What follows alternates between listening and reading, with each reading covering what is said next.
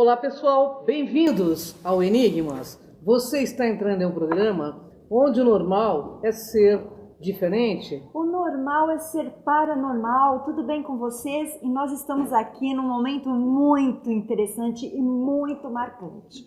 Nós estamos aqui com um pesquisador da área arqueológica, renomadíssimo, e ufológica. Ele é conhecido mundialmente pelo seu autor, né? Ele é autor do best-seller Eram os Deuses Astronautas, entre outros, porque hoje ele trouxe vários livros aqui. E nós vamos entrevistá-lo, não é, Cris? Estamos aqui com o magnífico, com o agente transformador da sociedade, Erick Von Daniken, e com Maria Pereira. Tudo bem, Erick? Thank you, I have understood. Yes. Maria, tudo bem? Bem-vinda. A Maria hoje, pessoal, vai ser nossa tradutora e nós estamos queremos fazer mais do que um programa, né, Maria? Bem, a primeira pergunta é para o Erick. Sendo os deuses astronautas, quando que eles voltam para cá? Considering the gods, astronauts, or In the past, they were here at least 3 times. The last time, about 3000 BC. We don't know when it was the first time. When they left, they promised they will return to Earth. And this you can prove very easily. You know, when Francisco Pizarro, he first came to Peru, the natives believed that he was the long-awaited God, so they fell down on their knee. The same thing happened with Hernando Cortés and Moctezuma, or with James Cook in the South Sea. He was the first who found Hawaii. The natives believed he's the long-awaited God. They all fell on their knee. So this idea that someone returns is not the Christian invention. It exists long before Christianity. And what do we have today? I am educated as a Christian. We Christians believe that Jesus will return. But the Muslimish society will believe that their Mahdi will return. As we know, every Buddhist believes that Buddha will return. We know the Jewish community is certain that Messiah will return. Now, to be honest, not every religion can have right. Some of them must be wrong. But I'm afraid they are all wrong. Neither Jesus, nor Buddha, nor Mahdi, nor Messiah will return. Simply extraterrestrials. And I think they are here right now. They have returned, they observe us. Você acredita que a Terra esteve em uma quarentena que acabou em 2012? E tal qual os maias disseram? Yes, I believe so too. Esse será um novo tempo, uma nova era para a humanidade? That's what I see like this. By the way, you know, the Maya, I know the Maya writings very well. Only 3 handwritings of the Mayas have left. All the rest was destroyed completely. And from these 3 languages, one we cannot understand, the second not either, only the one in Dresden in Germany, which is called the Dresden Codex, we can read because it concerns the dates, etc. Now every culture has a calendar, and every calendar has a starting date. And the starting date for the culture is always very, very important. We Christians, we have a Christian calendar, and we started because of the birth of Jesus Christ. The Muslim society has another calendar, and they started because Muhammad, the prophet, went to Medina, etc. Now, the question is, why did the Maya start their calendar? The starting of the calendar of the Maya is August 11th, 3114 BC. Why? In one of the Maya handwritings, the so-called Chilambalam book, number 5, you can read it. The reason for the Maya calendar was the gods have descended. The gods have come here, so the situation is clear. Eu tenho uma pergunta de algo que foi falado hoje aqui, que é sobre a questão de Fátima em Portugal, porque as pessoas falam muito disso e a igreja esconde a verdade, não é?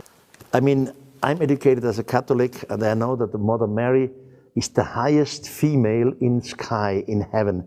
The Mother Mary, according to Catholic religion, she went with her body up to heaven. Now she knows what she does. And she has given a message to this young girl, Jacinta, and told him the message should be published by the Pope in the year 1960. And the Pope opened the message and read it and said, I cannot publish it. It would create a panic. Why? The message is from the Mother Mary. Why should there be a panic? She knows what she does. So I don't understand the situation. Then some rumor came up. Journalists were thinking maybe the message of Fatima has to do with the next World War, the Third World War, the destruction of the world. So they went to the Bishop of Leira in Portugal and asked him, has it to do with the destruction of the world? And the bishop said, no, it has nothing to do with the destruction. It only contains our faith. So what? Mary, the Holy Mother of Jesus, knows what she does.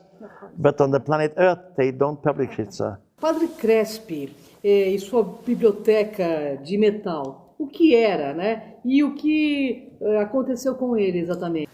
I was in Cuenca, in Ecuador, with Father Crespi at least 3 times.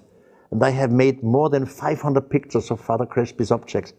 Some of the Crespi's objects are simple metal, normal metal, but some of them were really partly gold. You know, the surface was made out of gold, not the whole object. Father Crespi showed me many, many objects, and he said, this is gold, but in reality, he means not the whole object is gold, just the outside is gold. So, and the Inca had perfect specialists for this method to make gold of it. So Father Crespi died, and I heard, I don't know if it's sure or not, I heard that some of his objects are again at the Banco Nacional, the Ecuador. I really don't know. Yeah. I don't know what is true. But I have made more than 400 pictures. And I was very impressed with the father. He was a brilliant man, had a good brain, but normal archaeologists did not believe him. O fato dos ETs desativarem bases é possível? Como hoje você falou nesta apresentação, significa que eles podem ser nossos protetores? Porque foi visto, foi mostrado, né? Então nós gostaríamos de saber se foi desativado mesmo essas bases. They are definitely protecting us. And I think even out in the universe, there are maybe not only good extraterrestrials, maybe there are bad extraterrestrials. Among the humans, we have good people and bad people. And those extraterrestrials who have created us, they protect us against the bad extraterrestrials. They also protect us against a world war. They have demonstrated that they could destroy our rockets anytime, but they never did it. They just demonstrated we can do it this way. So I really think we are on the protection of a group of extraterrestrials. Existem indicações de onde são os extraterrestres e de onde vieram e para que vieram na realidade? What it means is, in antiquity, and this is my speciality, ETs and humans often come together. The ETs know the language of it. And the humans have asked them, where do you come from? None of the extraterrestrials ever said, we come from another continent, for example. None of them said, we come from Atlantis. They all pointed to the sky, and they all say we come from there. And they give us names of their planets, but the names mean nothing to us. You know, somebody said, well, what is your planet? It's Billy Bully Baba. What is Billy Bully Baba? We have no idea. We have names of the planet, especially in the Hindu literature, but it doesn't help us. Eu tenho aqui várias perguntas, mas a gente tem dúvidas sobre elas. Mas é importante. Hoje, dentro dos nossos centros espíritas, espiritualistas, dizem que tem manifestações de incorporações de ETs. Eu quero muito sua opinião sobre isso. I don't believe this, and I don't believe to all these people who say they receive message from extraterrestrials, because all these people who say they have contact, each and everyone tells me something different. My extraterrestrials said that. I think it's all illusion. It's all in the brain of the people. It's not reality.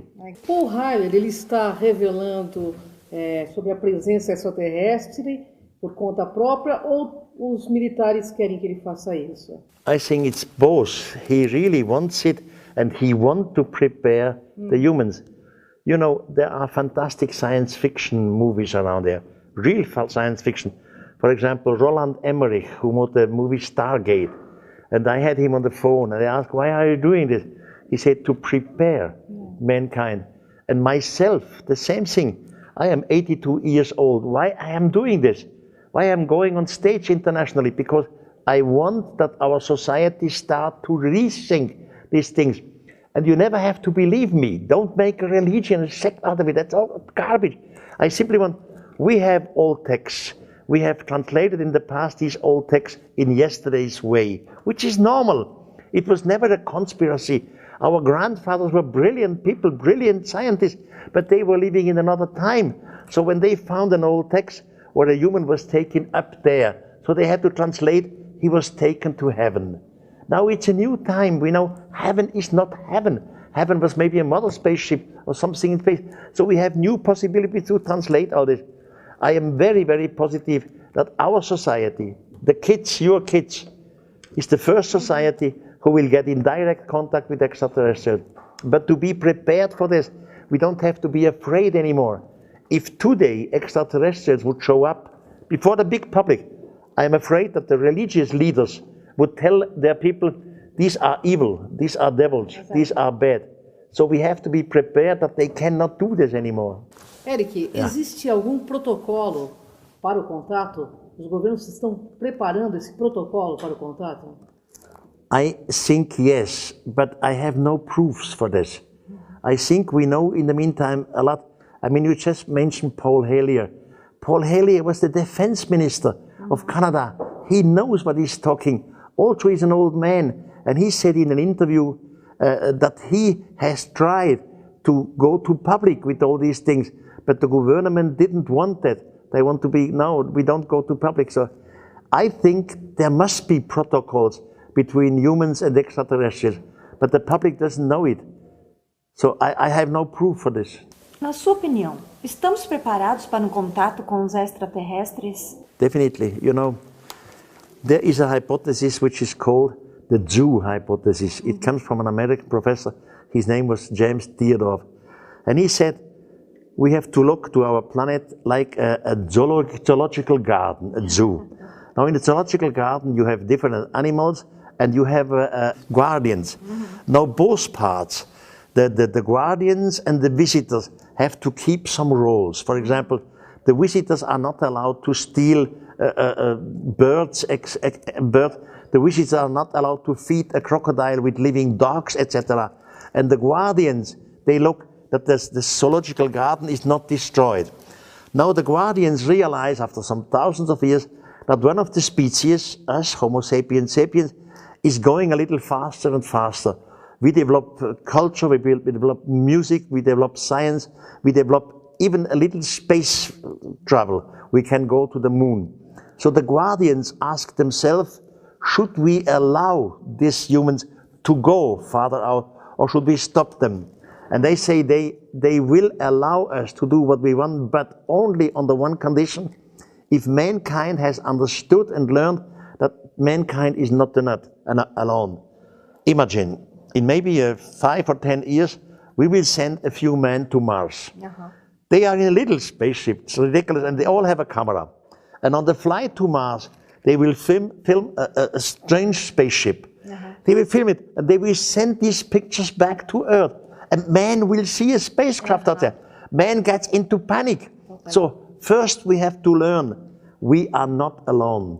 There are other societies out there, and they are not evil. They will not destroy us. They will not kill us. They are helpful. They will help us. It will be good for our system, our politics. We are a planet of humans which is full of lies in all kind of way. And it will be good if we have contact from the extraterrestrials. It is not my belief that extraterrestrials, for example, they will clean our planet. We are the one who made the dirt. We have to cleaning up the dirt. But we can ask them, in your own evolution, you had similar problems. How was the solution then? Can you tell us your solution? And we have to do it. They will not help us like gods or so. But the contact is... It's our job. Yeah, it's our job. Perfect. O terceiro segredo de Fátima, Erick, tão falado e tão escondido pela Igreja Católica, talvez não fosse a queda das igrejas, da religião? I don't think so. You see, I think, because of my research, in Fatima, it was not Mother Jesus, Mother Mary who showed up. It was extraterrestrials. But then you still can have in your religion the belief on Mother Mary. You will not destroy religion. And you know, even in Rome, the Vatican, they have an observatory. And the leader of the observatory in Rome says, it doesn't matter if there are extraterrestrials out there. We will get in contact with them. You know, even in the Bible, in some of the Gospels, I don't know which one, it says, Jesus said that in the house of my fathers there are many apartments. Something like this. Exactly. It will not destroy religion. Look, I am sure this planet was visited by beings from outer space. Now, if you would admit this just for a minute, you say, okay, but where did these visitors come from? What is their evolution? You can say, okay, they were visited or influenced by another solar system. Okay, and where did the other come from? You can continue this game for millions and millions of years. Finally, you arrive to a starting point where in every respect with religion, you say, here is God, here is creation. You will not lose your religion or you believe in God if you deal with extraterrestrials. De acordo com a teoria da panspermia, temos um processo que se espalha e repete, um tipo de loop temporal que carrega a informação basal, diferenciando-se por frequências e densidades. Esses são os véus que impedem que os vejamos, mas eles sempre estiveram. It's always there, definitely. Yeah. Quais as novas escavações, quais as novas descobertas no Egito? This is an endless story. You see, according to archaeology, the Great Pyramid was constructed by Khufu Cheops. That was about 2,500 BC. Khufu was a part of the 4th dynasty. But Khufu's father, Snorfu, and his grandfather, they came out directly of Stone Age. Now, every technology needs an evolution in technology. Evolution in technology goes slowly. You just don't have this. I am sure the humans made the pyramid, not the extraterrestrial. We did it. But the planning for it is too complicated for the time of Cheops. Today, they have discovered by modern radar methods at least 1 kilometer of shafts and rooms in the Great Pyramid. Shafts must be planned before you start the pyramid. The shafts are only a size like this, 15 centimeters on one side. The shafts are not big enough that we could climb in that. This is a question of planning, engineering planning, and it does not fit to Cheops' time. Now, there are old Arabian writers, for example, Ibrahim Abdul al-Masudi or al-Makrizi. They wrote, the Great Pyramid was constructed before the Great Flood and was made by a pharaoh with the name of Saurid. And then they say Saurid is the same figure which the Hebrew society calls Enoch. Now, Enoch again, he was taught by the extraterrestrials. He learned their language. They taught him some. Today, you all know the Greek historian Herodotus. Herodotus was in Egypt about roughly 450 BC. Herodotus wrote 2 books about Egypt. And in his second book of Histories, chapter 140-41, he says, the priest in Thebes is today's Luxor on the Nile, showed him 341 statues, one statue next to the other. And the high priest gave an explanation to every statue. And at the end, the high priest said, these statues represent 11,340 years. At that time, the gods from the firmament were here. Since that time, the gods have not returned. Now, Herodotus makes his statements 2,500 years from now on. He says 11,340 years, so we have to add the 2,500 years from now, means roughly 14,000 years. The same Herodotus says, a few lines later, under the Great Pyramid is a lake, a small sea. In the sea is a sarcophagus. The sarcophagus is covered with clear water. Egyptologists, they always said, Herodotus is telling here nonsense. It is not true with the 11,340 years. It is not true with the lake under the pyramid. In the meantime, they have found the lake. I was down there. I made films and photographs. There is a lake under the pyramid. There is a sarcophagus in there. We were there. So Herodotus was right with the lake. Why should he be wrong with the 11,340 years? At the moment, practically every half year, they discover new things inside the Great Pyramid and under the pyramid and under the Sphinx. But normally, this does not go to public. They don't want to go public. I asked one of the high Egyptologists, why not? Why are you afraid of public? Out of the public then come stupid speculations and stuff, and we don't want that. Why not? Let the people speculate. The final answer, the truth, will come true anyhow. It doesn't matter. Speculations will die. It's a matter of time. Yeah. Estamos em 2017. Como podemos reescrever a história para os nossos jovens, para as futuras gerações, de uma forma coerente e lógica. Deixa a sua mensagem para o enigma. History is history, and history is the past. And we have the past history, and many things of the past history is wrong because we did not understand it. We write it wrong down. But history is history. For me, history. Thousands of years ago, extraterrestrials were here.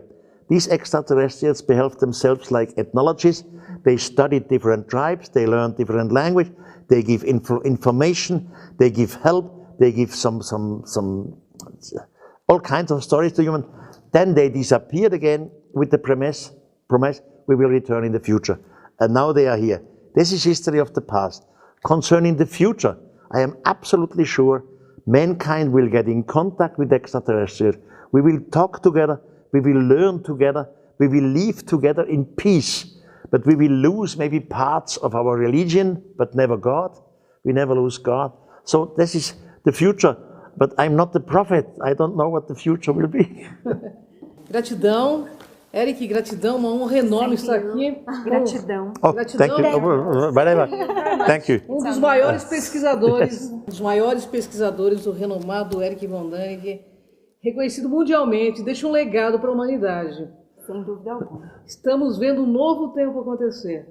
Ele está ajudando a abrir os olhos para a história verdadeira do nosso planeta. Gratidão, Erick. Well, I can, in Portuguese, I can only say obrigado. Obrigada. Great. Thank you.